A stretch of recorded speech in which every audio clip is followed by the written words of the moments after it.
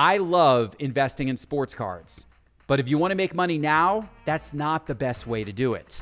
I'll tell you instead what is.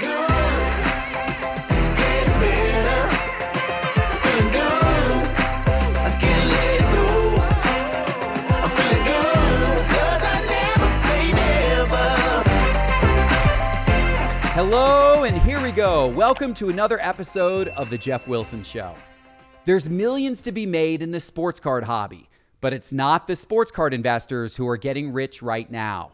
In fact, the last couple of years, it's been quite the opposite. Many investors have taken a beating as sports card prices have tumbled. But while investors are licking their wounds, plenty of others in the hobby are raking in the cash. Savvy dealers, breakers, card shop owners, app creators, product inventors, and more are doing just fine. These business owners approach the hobby like a business. And they continue to make handsome profits despite the card market slipping. Now, this may not be for you. If you're purely a collector, then buy what you love and don't worry about what the market is doing. But if you want to grow the hobby and profit while enjoying cards, then right now you need to think less like a sports card investor and think more like a sports card entrepreneur. So Kelly, we are going to talk about this today. We're going to talk about how people are making money today in the sports card market. Yeah, well, you said two things, which you are. You are a sports card investor, but you also are a sports card entrepreneur. So Yes. like you have a distinct personality and a distinct, resume to talk about these two different dichotomies. But what's so fascinating is we're talking about like the sports card market. And we've said it multiple times on this podcast. Sports card market has gone down, like it's a known fact.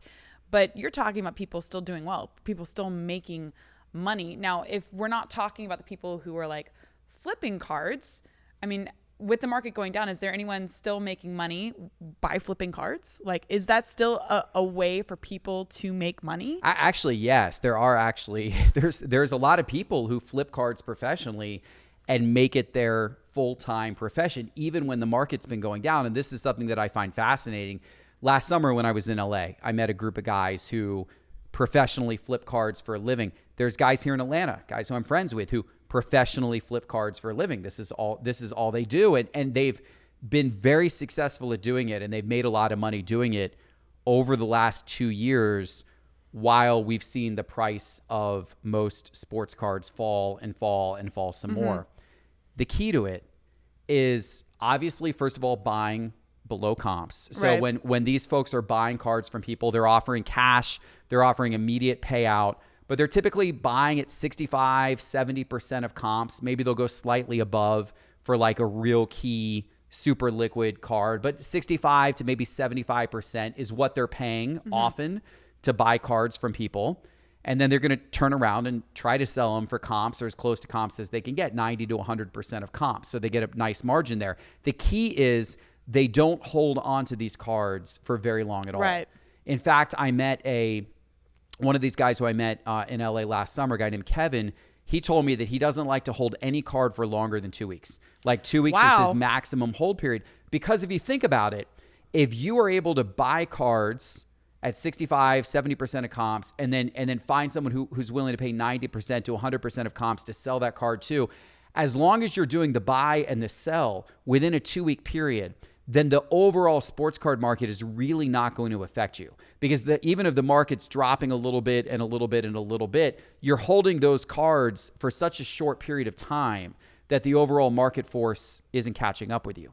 So you're not going to see much of a drop. If you see any drop in a card price over the course of a week or two, it's typically going to be a few percentage points. But if you're able to make a 25% spread between what you're buying and what you're selling it at, even if the market dips a couple percent over the course of that time period, it's barely going to touch your profit.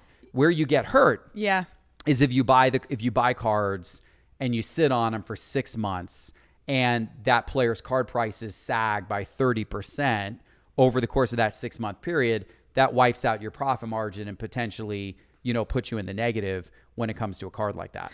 Yeah, it's interesting because you're looking at that, and like if you're thinking about stocks, I mean, I'm pretty sure anybody would love to invest in a stock, at a lower premium, and then within 2 weeks, make a good nice profit between that 2 week window. Now the cards that they're looking at, are that they're typically going after just liquid cards? Yeah. Like, are they going after, like, what was the strategy there? Because I mean, if you're also looking at that as like a inventory basis for a business, you're buying something, which, if they can find something that's 60% below, 60+% below comps, and then be able to flip that within 2 weeks at close to 90 to 100%, I mean, they must really know what they're looking for and have, like, I mean, this is like, I'm assuming this is their job, like their day-to-day job. And a lot of this comes with experience, right? So, I mean, in any business, experience is going to make you better. And I'm sure that these people that are doing this professionally have, through doing a whole bunch of deals, have began to understand the patterns of what cards are the easiest for them to be able to resell, for them to be able to move. I think it's first and foremost big name players. Right. You generally don't have much trouble selling a Tom Brady card, for example, or a LeBron James card, right? Especially in a situation if you're able to buy one of those guys at 30% below comps, there's generally someone who's going to be out there willing to pay 10% below comps for that card and think that they just got themselves a really nice deal, and you're pretty happy with that 20% profit margin you were able to turn in a week or two. And by the way, some card shops do this even more aggressively. Like you'll see card shops that buy at lower percentages and try to then sell over comps. I don't love that. Because I like, you don't want to get into a situation where you're giving your customers so much of a haircut that it becomes, the more of a spread you take, good for you in the short term, but what's it doing in the long term, right? If you can, I know, getting to know Rob Veras and his son Ryan very well out of Burbank, they probably do the most buying and reselling of any card shop in the world. And they typically pay 65 to 70% of comps. They'll even oftentimes, if you are willing to take store credit, they'll oftentimes give you another 5 or 10%. So you can sometimes end up at 75% comps if you're going to take some store credit or something of that nature. And then go, find a card in their showcase that you won, and they'll sell it to you at typically somewhere around comps. And so to me, that's still enough of a spread where they can take a decent, they get a decent profit margin on that, especially if they're doing it in high volume. If they've got cards, big, swaths of cards that they're buying and reselling every day, they're still getting a decent profit margin. But for the consumer, that's a pretty good deal. Because if you think about it, if you're trying to sell a card, if you go list your card on eBay, with the eBay fees, credit card fees, and everything like that, you could end up paying, 13%, 15% to sell that card yourself on eBay. Right. So you're only going to get 85% anyway, 87% of what that card ends up selling for a lot of different types of cards. So if you could walk into Burbank and get 70% cash on the spot at that moment, or get 75% in instant store credit, and be able to turn around and be able to get whatever you want from the store at that moment, you're probably going to be, you're probably going to feel like, okay, it's worth parting with a little bit of extra percentage on my card to not have to worry about doing the reselling myself, waiting, shipping, dealing with all that, hoping you get paid when the sale happens, because sometimes you don't. And then, hoping the seller doesn't try to claim a refund or something at some point. Like, it takes a lot of the headache out to just be able to turn around and hand that card and get instant cash for the card. So now if Burbank was paying 50% of comps, that's when it becomes like, well, that customer could have sold it themselves on eBay and done a heck of a lot better. Right. The value of them being able to kind of get cash out of it right at that moment, it starts to wane a little bit as to whether that's really worthwhile or not. But I think, I think if you've got a situation where, again, you have to do enough volume, and not all card shops are able to have enough buying and selling volume. They sometimes have to pay less because they just don't get enough in the door, and they can't sell enough to make it make sense for them to be able to operate on a thinner profit margin. But if you're doing high volume, you can afford to operate on a little bit of a thinner profit margin. And if you're able to do that, then you're giving your customers a lot better deal. And then that starts to build, and then you become the go-to center for when people want to sell their cards and get instant liquidity. You're the place for them to come do that. Yeah, it's also interesting when you were talking about this, because I feel like these are repeated themes and motifs that we have within these podcasts, but it's ease of transaction, right? You're talking about somebody that has the instantaneous effect to get cash in hand or store credit. Store credit is a genius way of doing that, because in all honesty, you want them to continue to buy with you, to continue to come to your store. And if you have this sort of idea with them that like, I can just give them my card and then I get credit, and then whenever I want to come back and get that one card I've been looking at, I can. And then it also is like the actual percentage margin is, because it's a little higher on the end as far as like a bigger cut, like 50%, you are still talking about like it being a more attractive number to the seller, but then also thinking about ease of transaction, and shipping is a pain in the butt for anybody. I mean, you have to have shipping materials, you have to get it to the mail, whether or not you have a printing, like you could print your label at home. So, I mean, there is a lot to that like number figure that makes it a little bit more appealing, even though you're not getting the best deal. Yeah. You're still more appealed to that ease of use. I mean, it's this instant gratification effect. People will give up a little bit of money for convenience. Yep. I mean, that's been proven like in every line of business. Like if you can create a business, a product of any type that makes something more convenient for people, people will pay more or give up more to do it. People prioritize convenience to themselves over just about anything else. Oh, almost anything. I mean, like, think about it. Like, we've got, you've got an Alexa in your home listening to your every word. And, yes, I'm almost positive she's about to try and start talking, because we also have her in the office. That's true. That's actually, you're right. I probably activated her right now. But like, there's so much privacy that people are willing to give up these days with your phone tracking you, everything. But people are willing to give it up because of convenience. 30 or 50 years ago, if you had told people you're going to have a listening device in your home and you're going to have a tracker on you that's going to be tracking your every move wherever you are at all times. Where you're shopping. People would literally say there is no way that is ever going to be something that anybody will ever latch onto or adhere to. Nothing that I would ever want. I don't want my privacy invaded in that manner. I don't want to, I never would give my data up to big corporations like that. Absolutely never would do it. Then come along the devices and people realize, oh, this is convenient. This is going to make my life easier. I'll give you whatever I want, whatever you want. I'll give it all to you. Just give me the convenience, right? Yeah.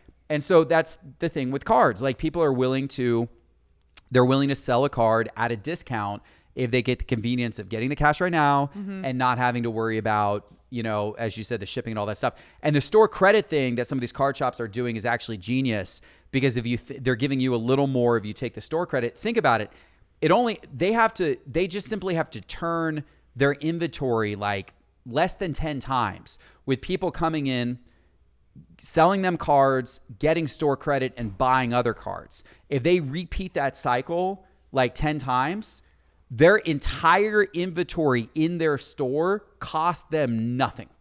Like, they could literally get to the point, because they've turned inventory enough by giving people store credit, they can get to the point pretty quickly where their entire inventory is essentially free, because people have elected to give them cards at 75% of the value, take store credit, buy stuff, then next person comes in, sells more stuff, takes it at 75% of the value. They only have to turn their inventory 4 times, and then every single thing that they have in inventory is free to them essentially at that point in time. That's pretty crazy to think about, and it's a good business model for the sports card store owner, if they can do enough volume, if they can actually turn their inventory and do enough volume. And it's good for the consumer who wants the liquidity and wants the ease of being able to get out of those cards. Yeah, I mean, you're talking about, because the point of this is like what other ways can you make money, like outside of what we're talking about with investing?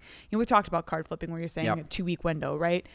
Store credit is a huge part of that when we're talking about card shops. And I know you mentioned Burbank, but outside of like store credit, like you said, turning and making that inventory cost less, if not free, what are other things or other ways that card shops right now are making profit in a down market? Yeah, card shops and dealers, a lot of them are doing well. And what's interesting is many of them have a little bit of a different slant. So there's not one size fits all in terms of like, this is how a card shop or this is how a dealer has to make money. There's a lot of card shops and dealers that have come at this from different angles, different specialties, different ways of doing business.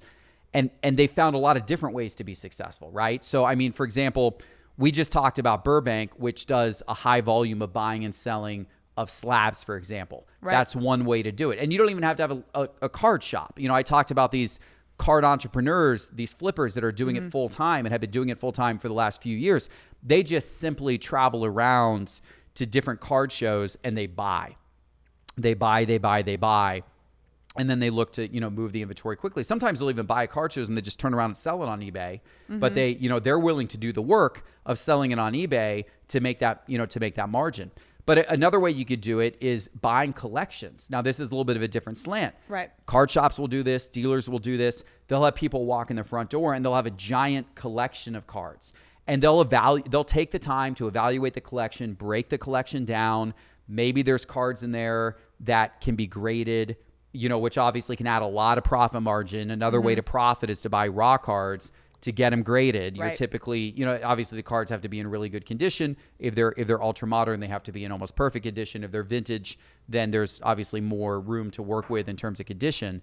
But you can buy collections. And typically in that case, you're not paying 70%, you're paying less. Right. Because you have a lot of work to do to break down a whole collection, sell all the items individually, which is what you want to do, grade certain items. There's a lot of work involved with that. Maybe you're paying 40 or 50% of the total collection value for the collection because of the amount of work that it's going to take you to do all that. But if you find the right person with the right collection, and by the way, you can go find these on Facebook Marketplace. You can find these on Craigslist. Like obviously you want to stay away from like the 80s and 90s junk wax collections, which is what a lot of people are selling. A lot of they are. When you go on Facebook Marketplace, probably 49 out of 50 listings are, I've got a garage full of, baseball cards from the late 1980s. Right. That's not worth touching for the most part. Right. But if you can find vintage collections, especially, you'll find those sometimes. You'll find the people who have all these baseball cards from the 60s and, have binders and binders full of baseball cards from the 60s, for example, maybe some back into the late 50s, something like that. That's very much worthwhile. Your time, if you can buy that collection at 50% of its value and then take the time to grade a bunch of it, sell it off as individual cards, that's a way to make a lot of profit. So card shops will do that. Dealers will do that. Obviously, you've got dealers that sell a lot of wax. Now, in order to do that successfully, you've got to have direct accounts with Panini and Topps and really good relationships with distributors like Southern Hobby and Peach State. But there's a lot of money to be made in selling wax if you can get your hands on enough wax. Some card shops and dealers do a lot of bulk grading. We've got a grading partnership here at Sports Card Investor with Got Baseball Cards. And there's a ton of cards that people submit to get graded through our service that we have with Got Baseball Cards. And I mean, I'm talking tens of thousands of cards a year get submitted to get graded. And so, how that works, how the profit in that is these card shops that have the direct relationships with like PSA, they get grading at a discount below what the typical customer would have to pay. What the standard one is, yeah. So they're able to offer customers a little bit of value add. Like in the case of our relationship with Got Baseball Cards, we offer free shipping, whereas normally you pay for shipping if you send your cards directly to PSA. You don't have to join the PSA Collector Club, which costs $99 per year. Right. And we offer pre-screening. Yeah. So there's value. There's value that we add. Plus the prices are competitive with what you would pay directly anyway. But we're able to make a profit margin on top of that because we're submitting thousands of cards a month to PSA. Got Baseball Cards does a huge volume, thousands and thousands of cards per month to PSA and to the other grading services as well. And so, that's a profit margin that adds up across all of those cards. Of course, you got to do the work. You got to intake all the cards. You got to inspect all the cards. You got to keep all of this organized. There's a lot of work in this, but there's consistent money to be made. And there's that money there no matter what the market does. There's that money to be had, right? Yep. I mean, the market could be down, the market could be up, people are still wanting to grade cards for their collections. And so there's money to be made in grading no matter what the market's doing. And of course, breaking, that's another big thing as well, right? And you're seeing not just card shops get into breaking, but then you're also seeing breakers open up card shops. Like, I've seen, for example, Jaspy's out in California, or Layden down in Orlando. They both started as breakers, and then they had a lot of success. Actually, Mojo Break, same thing.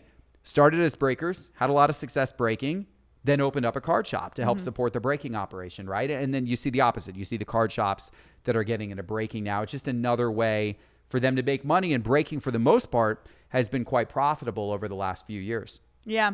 And a lot of this is what you're saying, like particularly PSA in particular. So we're talking about, people sending in cards to get graded. That's a great example of a company that, despite however a card market is doing, is going to consistently make money, because people always want to get their cards graded. So they'll continue to have thousands upon thousands of cards sent in monthly, daily, etc. So when we're talking about those types of avenues of money, who else outside of card shops? When we talked about wax breaking, the sending in for grading, or the PSA submissions, the SGC submissions, etc. Beckett through these card shops. What other types of companies are doing really well right now in a down market? Well, you mentioned grading companies. The big grading companies are doing really well. PSA has been taking in a record number of submissions. They're obviously killing it. SGC has been doing really good. Very, very high volume of submissions to SGC. BGS has been struggling a little bit, but they're reformulating things. Hopefully they're going to, make a rally back, et cetera. Now, I would not recommend starting a grading company, because there's a lot of smaller grading companies that started over the last couple of years that are not doing great, or not making it. Do we know how many grading companies there are? I mean, at one point there was up to like 30, but a lot of them have kind of started to die off and filter out. At the end of the day, it's going to be your big ones. It's going to be PSA, SGC, BGS. Which props to SGC, because they were considered a smaller one, and then they really took the COVID pandemic by storm by, opening up the submissions when PSA shut down. Yeah. So and opportunity. They fell behind for a while and had their own issues, but then they rallied back more quickly and were able to take advantage. ISA, our friend Jason Kuntz started ISA grading. They've been growing. He's been adding. Of course, he has a lot of pedigree.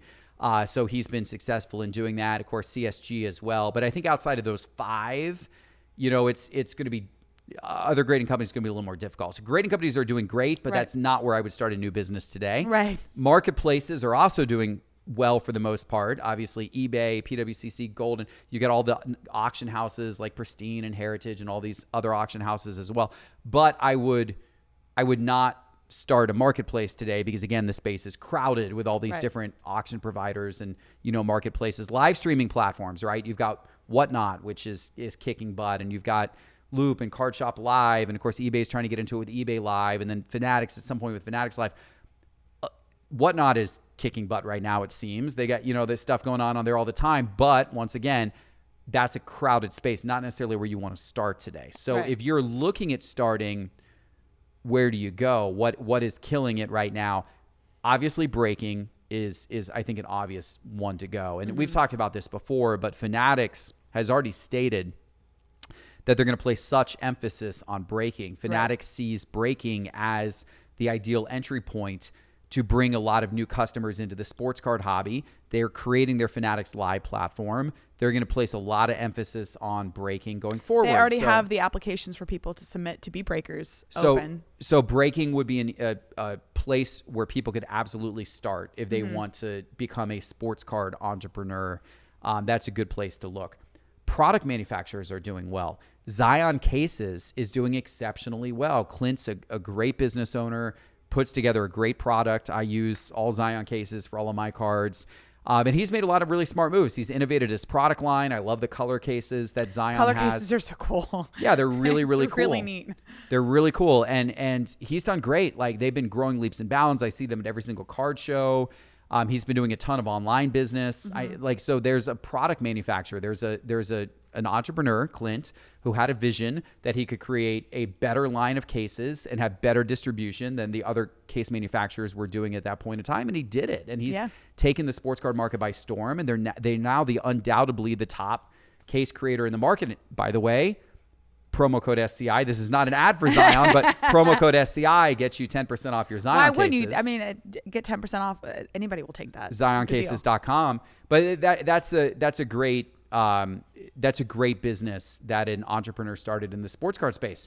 Stand-up displays. Our friend Dan, obviously we own. Love Dan. Yeah, we own part of stand-up displays. Full disclosure, right? We invested in them. The reason why I invested in stand-up displays was I said, this is a great product, and everybody wants a way to display their cards. Yeah. Whether it's, whether you're an investor or a collector, it doesn't matter who you are in the sports card hobby, card shop owners, breakers, you want ways to display cards. And so Dan created a whole bunch of really innovative display stands, everything from just a simple, inexpensive, very minimalist clear holder to display a PSA slab or a top loader slab on your desktop or countertop or bookshelf, all the way up to custom printed stands that you could put your own logo on there. You can put your own designs on there. They look really, really awesome. And they're still not very expensive. And you can get them made in mass and get big quantity discounts and the whole thing. So he's got a nice range of different product offerings to help people display their cards. And his company has been doing great. He has grown. He has doubled in size year over year now for the last couple of years. And that appears to be continuing to happen this year. Huge growth in stand-up displays business. Again, you've got an entrepreneur who thought about, how do I create a product for the sports card market that's going to be universally needed by the market? And how do I create a really good version of that product? And that's what Dan's done with stand-up displays. And once again, promo code SCI, not intended to be an ad, but promo code SCI gets you 10% off your stand-up displays. Well, what's so neat about that, though, is like that particular use case, right? The stand-up displays. The companies that we're talking about right now that have been doing really well in the hobby, they're combining. Like PSA uses stand-up displays for their displays. eBay has, Golden does. I mean, so you're talking about a company that's already doing well that's now combining and collaborating with other companies that are doing well. And just, you sort of see that sort of growth and collaboration because, I mean, eBay is not going to sit there and create their own stands for their cards that they want to display at card shows. So they, go through stand-up displays for that type of thing. So it's really neat to see that sort of cross-patternization between like one business, one entrepreneur that had an idea, and then it sort of collaborated with the larger heavyweights of the hobby. Yeah, I agree. Yeah, I agree. It's the ecosystem. It's cool to see. Yeah. And you got others doing the same thing, right? You got app creators that are creating all kinds of different apps. I mean, obviously we've got our own collection tracking apps and price guide apps and market movers and the sports card investor app. There's other apps out there that do all kinds of different things now, from estimating your card grades to, different marketplace offerings and scanning cards and, helping you look them up and all these different things. Not all of these apps, a lot of these apps right now are not profitable at the moment. Right. But some are doing well. And I think others are trying to find their way, and some will figure it out, and some will turn into good businesses and others won't. It's, some of these are going to die off over time. But there's opportunity on the technology front for sure, as well in the market. So I think that there's, once again, if you look at the sports card world as an entrepreneur, there's a lot of different avenues by which you can inject an idea into the market, build out a business that's not necessarily about, I'm going to buy a bunch of cards and hold on to them and hope that they go up in value, right? I mean, there's a lot of other ways that you can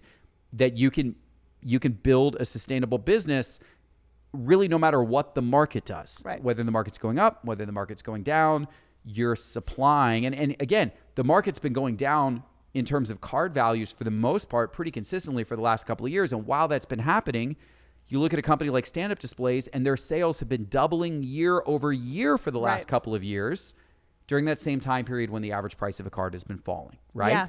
Thinking of it like a sports card entrepreneur, not a sports card investor. Yeah, well, I mean, it's not always about the buying and the selling, right? It's about thinking outside of the typical thought process, right? So what is something that can be created today that will help the hobby tomorrow, But it is hard because a lot of these ideas, when we talk about like new company strategy and things like that, a lot of it is sometimes hard to get off the ground because there's money that's involved. It's like it's true. Like how do you make a business profitable then outside of just buying and selling that we typically understand or know of with the sports card hobby? That's a great point, right? So it depends on the business how much capital up front is involved. Like you could start breaking for very little money. You could spend $1,000 on retail boxes if you wanted to. And by the way, if you're interested in doing that, like obviously what price you buy the product at makes a big difference. Mm-hmm. But if you go into your local card shops, you can say to them, hey, I want to become a consistent customer of yours. I'm going to start breaking. A lot of breakers start through their local card shop with the local card shop owner agreeing to give them a discount on wax because of the fact that they're trying to start up a breaking business. Right, and they'll buy in bulk. And they're going to buy in bulk. Right. So go try to negotiate a deal. Even if you don't have any type of distributor contracts, if you're just starting out, go try to negotiate a deal with a local card shop owner. Find one that's willing to give you a chance, that's willing to work with you, give you, a percentage off what they would normally sell the wax for. And then turn around and start breaking using that. I mean, we've got even folks on our Sports Card Investor Discord service, our Discord server, who have built nice little businesses by breaking just on Discord. It's no cost to them. We don't charge them anything for that. There's no, they're taking money via PayPal from people. They're breaking, live during a video stream. Their costs are literally nothing other than the product that they bought to break. And then if they're able to sell all the slots for that product at the retail price or above, then they're making whatever margin, they were able to buy that product at a discount. It's not a large margin, but it's still a margin. It's a margin. And so you can start there. You could start with $1,000 buying some products and doing that type of thing, right?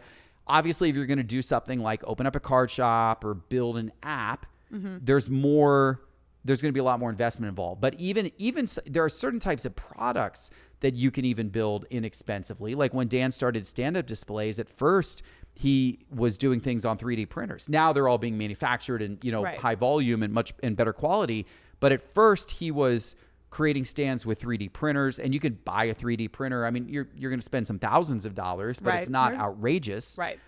You could buy a 3D printer and do some stuff there, right? So I mean, there's the opportunity with certain businesses to start them without so much capital. Other businesses, you do have to have more capital behind you. Yeah. So let's talk about the different ways then, I guess, companies can make money from what we understand on our end, right? So yeah, let's look at Sports Card Investor just as an example, right? Because you're familiar with our business model, obviously. I am. So yeah, I'm in the weeds quite often. Run down the different ways that Sports Card Investor makes money, because I don't think people fully understand the different paths by which we make money. Yeah. So there's ad revenue, which generally is something that you don't make a ton of money off of that. Right. But it is money that you get in. That's sort of a low effort. Yeah, and that's the ads that run in front of our YouTube videos and that kind of stuff. Yeah, right. We don't. That's not a lot of. There's a misconception there. Yes, actually, yes. Can we talk about that? Because a lot of people think that YouTubers in general make a lot of money per year, per video, etc. You have to, for you to actually make a nice hefty profit from just YouTube on ad revenue, you have to be doing millions and millions and millions of views on that video for that to even consider turning a profit, right? But not only that, you have to be consistent, right? You have to consistently put out videos that get in the millions for you to be making any type of decent ad revenue profit from YouTube. I mean, when we first started out, and I started tracking ad revenue for us for YouTube, I was under the understanding that YouTubers, were making great money, but no, I mean, it's you're looking at maybe if you're pulling in maybe 10,000 views per video, you're probably making on a month maybe $1,000. Yeah, maybe $1,000. Yeah, and that's if you post several videos over the course of the month. Yeah, maybe you're making $1,000 at that point. Yeah, you're right. It's not a lot of money. So it's part of our business model. We get some money from ad revenue, but that's only a little small portion of our overall revenue mix. Yeah, and then outside of ad revenue, we combine with sponsorship. So that's a solid not a lot, but it's still a good. It's much more than the ad revenue. Yes. Oh, right? yes. So yeah. So I mean, obviously we get sponsorships from a lot of companies, right? From Whatnot to Pristine, to eBay to Midwest Cards, Heritage, our official retail sponsor, which just launched. Heritage, right. And other companies we do different videos for one-off over time. So all of these companies pay us some type of monthly fee in a lot of cases if we're doing ongoing promotion, or maybe it's kind of a per project fee if we're doing one particular video or video series for them.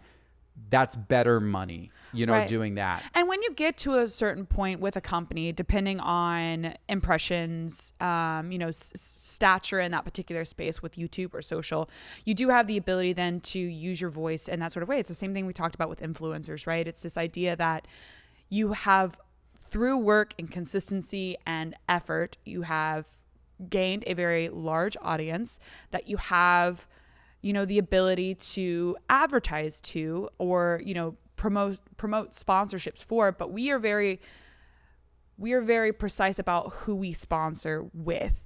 We want to make sure that what sponsorship we take on. So there's a twofold there. So while you want, and it's nice to have sponsorship dollars, it's also important for you to be responsible about the companies that you're collaborating with and the projects that you are collaborating on with them. We wouldn't do anything for a sponsor that we wouldn't do ourselves. And that's sort of like a backward way of saying it, but there's content that we already are planning on doing. And then, sponsors come to us and they're like, okay, what do you have planned? And we pitch them what we have on a rotation. They're like, oh, we would love to do that with you. We're not just having somebody come to us and say, do this weird random thing that we would never do. And then we'll, give you money for it. We've had people do that. Like we've had, sponsorship from Manscaped come quite often. And we were like, I don't really see that being a collaboration process that we want to have. I don't know. Some of the guys around here can kind of use that. That's a but yeah, I mean, so again, ad revenue, not very large. Sponsorship is definitely larger, but it is, you have to be responsible with it, right? And then, we've had our subscription with the Market Movers. That's a good majority of, what we profit. And that's a software as a service, which is, when we're talking about like maintaining and ongoing the level of commitment that's needed for that type of a product, it's large. Yeah. Yes. I mean, setting up. So when you're talking about capital, that's a large investment. I mean, you're getting profit from it, but it's a large investment. Yeah, daily it is. It investment. Is. Yeah. Constant ongoing, needing to constantly improve the product, build more, handle more and more data, more and more features all the time. But yeah, I mean, Market Movers is obviously a huge chunk of our revenue, as well as affiliate deals. It's a big piece of our revenue, right? That, affiliate deals we do where we send like sales of cards to eBay. That's a big part of our revenue through like our sports card investor app, through the price guide on our website, through emails we send out promoting certain cards, etc. And then other affiliate deals like our grading. I mentioned earlier, we talked about our grading partnership with Got Baseball Cards. That's another affiliate type relationship where we get a bunch of cards submitted, for grading directly to Joe and Got Baseball Cards rewards us obviously for helping market their business, right? Through an affiliate deal. So it's looking at what you're already doing. So if you're a breaker, right, and you're constantly breaking and you're like, oh, it'd be really great for, me to have an affiliate deal with like, okay, well, you've, got all of these cards. Would you like to, maybe place them in a Zion case? And then it's like promoting. So then it's something that you get in your use case for promotion. We were saying like, I've got an audience here. Some of you have cards in slabs and some of you want to protect the cards that you have. Here's a discount for you for Zion cases, or like, I'm a breaker, I'm breaking. I have the card that I just pulled for you on this custom stand. If you want, to hold this card or have this card like a Derek Jeter, you want a jersey stand, you can, here's a 10% off that Derek Jeter jersey stand for you for you to have with that combination. So affiliate deals are really important, but it does take you understanding your audience and understanding what will work for them. Because again, you can have these like weird affiliate deals that you're not going to really make any money off of. But if you understand your your audience, you understand, what you as a business want to promote and push or service out, then I think affiliate deals are a no-brainer. It's the same with investment also, because we were talking about, I'm sitting here talking about stand-up displays. It was a good company to invest in. And, in hindsight, when we're talking here about investors, you need somebody sort of on the forefront to give you that capital to help you and invest in your company. If you see that there is a future for that, it's sometimes hard as a first-time entrepreneur starting up a business. There does seem to be this sort of ceiling that some of them sometimes hit because they're like, I need advice, etc. They can come to guys like you that have been doing this for many, many years. And then not only are they getting the investment in the business, but they're also getting everything that comes with it. Because I think that's really important that people don't understand with, like, we've invested in stand-up displays and Slab Strong, and they're not only getting, the advice that they get from you because they have check-ins with you and they're getting the investment from you on the front end, but they're also getting like our team. So if they have questions about graphics, if they have questions about promotions, like we help them create things. So I think that there is like that nice pocket there also when you're talking about like a good move for a starting entrepreneur. But that is, again, another way to make money is by one company buying another company. Even if it's just a percentage of that company, it's still money coming in the door. Absolutely. Absolutely. But I know that we started talking about what you can do as starting as an entrepreneur. So let's do something fun. Okay. Let's create a business in this podcast. We're going to create a business. Another one. Verbally, we're going to create. We have enough businesses, but just for funsies. Let's create a business. Let's build the brand of the new business right now, live during this, and we're going to workshop a name and a strategy and like what we see as being something that maybe is a new benefit to the hobby. Okay, so let's. This is great. Okay, you're gonna work with me. I'm working with you. I'm working with you on this. I think you come up with the idea of it, and I'll help with the branding. So that sounds great. So first of all, I'm gonna focus generally on breaking, just because we talked about earlier. That's like a good entry point for a lot of entrepreneurs into the hobby. It's going to be a growing thing in the next few years with Fanatic's attention to it. So whenever you start any business, one of the things that I like to think about right off the bat is how are you going to be unique? How are you going to stand out? Right. Breaking's a crowded field. It is There's very many crowded. people who break. Yes. So how are you going to build your business? How are you going to stand out from the crowd and actually be able to build a brand and do something different? So I feel like you have to have some uniqueness to what you're doing. And that could either be serving a particular niche within the space. That can be offering some type of service or offering or technology or product that others aren't doing. So I'll give you a couple of things that come to mind for starting a breaking business. Okay. I think one is you could potentially lean really heavily. Earlier we talked about the importance of liquidity and buying and selling cards for customers. I think you could lean really heavily into the direction of, if you hit a big card in one of our breaks, we will give you an instant cash or credit offer to buy the card from you on the spot. This is something that some breakers already do. It's a little more, they kind of do it in the moment. I haven't seen it. There may be some that do this, but I haven't seen any that have gone like really hard into promoting this as like a big deal that makes them different than everybody else. But I think that's a unique way that you could go. Yeah. I also think, you could certainly differentiate by doing different types of products. Like you've got Stephanie from Mama Breaks that does a ton of Star Wars. Yep. She's kind of carved out a niche around that. Yep. You've got Vintage Breaks. I think is a really interesting company because they only break old packs and boxes. They've carved out a niche. So you could carve out a niche that way as well. You could do... Yeah, there's a lot of different things. You could be the person who ships all of your orders same day or whatever. But how about let's go with the liquidity angle, because I think that kind of ties into our conversation today. So let's say we're going to do a breaking company, and our unique value that we're going to offer to the market is that we will give on any card that's pulled that's worth at least, let's say $100. Right.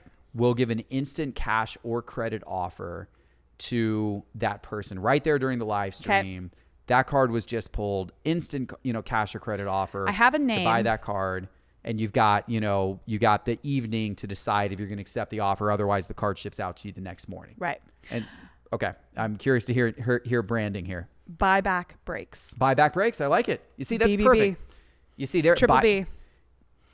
This is what I'm talking about. That's all you have to do. Buyback Breaks. Buyback Breaks, because we have now here's what we've done. We've now created a breaking company that has some uniqueness to it. Yep. Especially if you lean really heavily into it. I haven't seen anyone doing it to that degree. Right. Maybe some others are and I missed it, but I haven't seen anyone doing it to that degree myself. So you lean heavily into that. Right.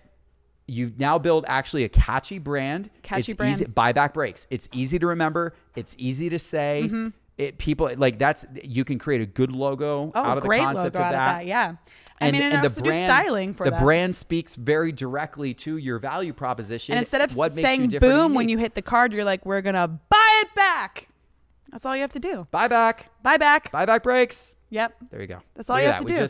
I hope somebody out there actually takes this idea and does this. I hope somebody does this. Maybe somebody will credit us. Maybe somebody will even take your name and do the whole entire thing, because there you go. Now there's some complications there. You got to figure out what you're going to offer for these cards, which by the way is hard. If you're breaking a brand new product, there's no comps. Right. So you kind of got to, you'd have to do some work to really prepare for this, because these cards, if the product just came out today, right, and you're opening it for the first time, and none of them have ever sold before, but you could do things like go back and look at last year's product and what certain cards sold for last year, estimate what they might sell for this year, right, and then kind of pre-populate your buybacks with those types of things. Yeah. So it would take some work and prep, but because it would take some work and prep, it also creates a high barrier to entry. Yeah. That's going to prevent other breakers from just suddenly latching on and doing it, because they may not. Don't want to do the work. They don't want to do the work. Yeah. And so you can do the work.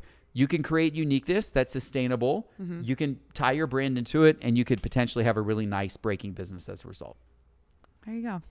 I'm really looking forward to somebody taking that. I think that's a fun name. I love building names. Yeah. That's like one of my big things. There is a startup that's playing in the space of buying cards back from people during breaks, and they're like kind of a third party that's offering to come in and kind of help fuel they're watching live streams, and they're helping fuel the breaker with offers they can give to people. So it's a creative idea. It's difficult to do at scale unless you have some really great technology that's actually monitoring the cards as they come out and like instantly looking up pricing. That's a lot of lives you're watching. It's difficult to do at scale like that, but I think there's some creative things you can do in that space for sure. Yeah. I guess the question then, if we're talking about Buyback Breaks, this company we've just created, would there also be like lot breaks? Would they consider, hey, you opened up this many packs, we're interested in like, you didn't hit a big card, but we do like the potential of these cards if they're graded, like that. You can even do that like pocket groups. Sure. Yeah. I mean, theoretically, again, you got to figure out how you're going to price all that stuff on the fly, because what you really want is like right after the break to be able to make the offers to the customers and let them decide then and there. So it's like this in the moment thing. So you'd have to do some work to figure out how to price all that quickly. But there's a lot of possibility there for sure. Well, that was fun. There you go. Look at that. Was we a good just exercise. Invented a business. All right. Well, this has been fun, Kelly. We're going to get out of here today. Yes. I know we both got some work to go do, but for anyone out there, make sure you're following us. Follow It's Geoff Wilson on Instagram and TikTok, where we put out clips from the show. And then, of course, you can subscribe here to The Geoff Wilson Show on YouTube, as well as on Spotify and on Apple Podcasts. Yeah, put us in your earbuds. There you go. Sounds good. All right. Appreciate you. See you next week. Take care.